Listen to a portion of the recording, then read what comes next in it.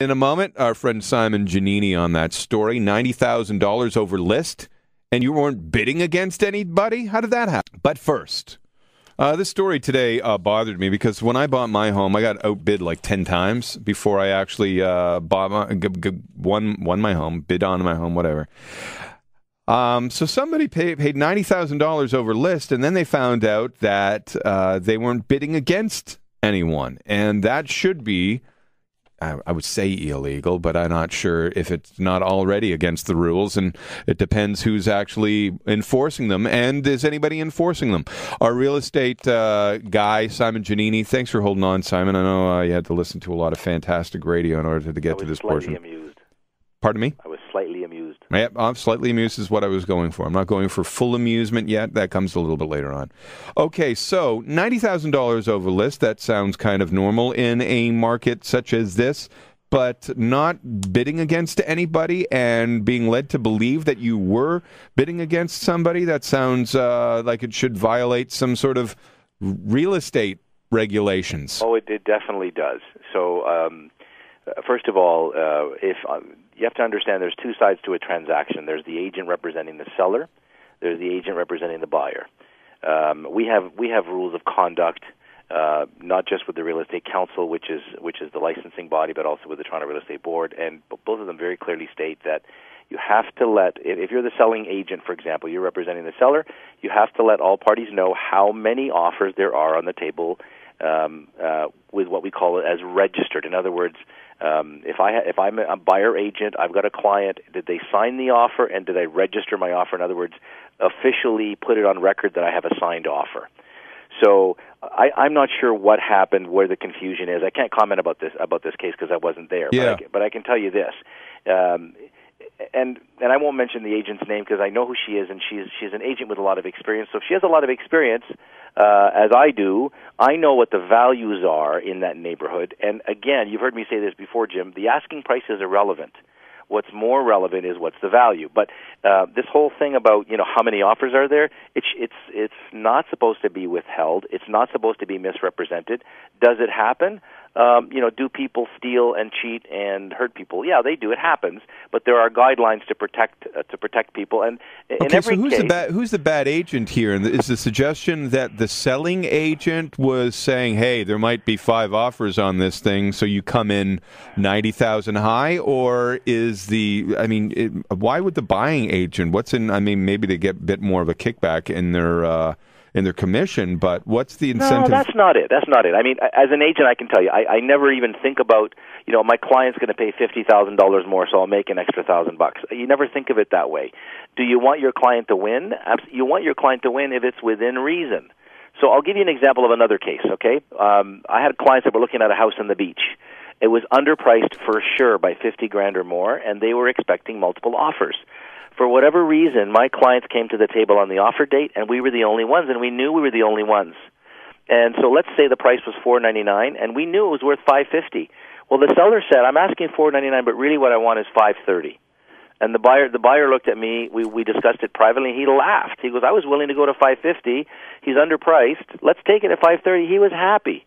3 years later, it's worth $750. So again, the asking price is irrelevant, but just to be clear, the guidelines clearly state that we're to be told how many offers. Yep. But we're prohibited from being told what the details are of the offer. So again, I think this is an important point, and I'm pretty sure you've already answered it. But let's clarify it, and that is that in the case that you just said, there was the suggestion that there would be 11 offers. There was only 1. So if I am putting in a bid and I'm preparing my bid, thinking that there are going to be 3 or 4 other offers, thus I come in at 90,000 over. Yeah.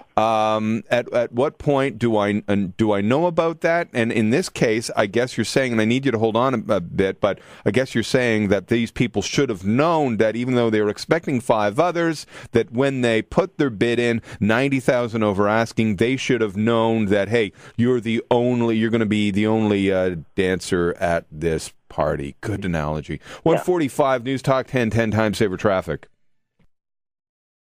That before the top of the hour. Simon Giannini is with us. He's our real estate expert. We're talking about this case, $90,000 over asking with no rival bids. That is shameful, and Simon agrees. And Simon is telling us that there are plenty of regulations that say this shouldn't be allowed. So, again, Simon, in my question just before we took the break, if I'm preparing a bid and I'm coming in 90,000 over because I think there are going to be other bids, you're saying by the time that it's accepted, you would know that there weren't other offers. Thus, you should be able to. Can you rescind that bid, or what do you do? Well, first of all, like imagine you're the buyer and I'm your agent. First of all, I would wait till the last possible minute before I decided on a pricing strategy. I would want to know how many are registered, and if I ever, if you ever play poker, you can tell somebody's faking. You can see shifty eyes. You hear different stories from one time to the next. I've been in situations where I suspected they weren't clear, and I asked clearly how many are actually registered, Johnny. And Johnny has to tell me how many are registered on record with the company, number one. And aside from knowing how many offers are registered, again, what's the house worth? Because you know as well as I do, one of the most common strategies, and it's an effective one, is to underprice the house, get it sold quickly, and the market will tell you the highest price the regular buyers are willing to pay. Meaning, and let's clarify that because you helped us on there was a big story. Oh, this house went for, what was the story, like $600,000 over listing? And the reality is it was significantly underpriced in order to engineer a price such as that. And the 600 under listing, it went for about what the houses in that neighborhood were going for. So everybody was outraged, and the story looked like it was like a spectacular story, like $600,000 over listing. Oh, at the end of the day, the price of the home is the same price as what the neighbor paid for the house down the street. Exactly. I think you were talking about the Young and Finch bungalow that went for 1.2. When, if you understand that neighborhood, you understand a lot, just the lot value is $1 million plus, and that's just what it is, right? Again, it comes back to understanding what the values are in the neighborhood, and that's the job of what we call the buyer agent. So the buyer agent needs to has to tell the person how many registered offers are. What penalties would they face if they intentionally misled somebody? And I'm not saying that's the case here, but what if somebody intentionally misled somebody?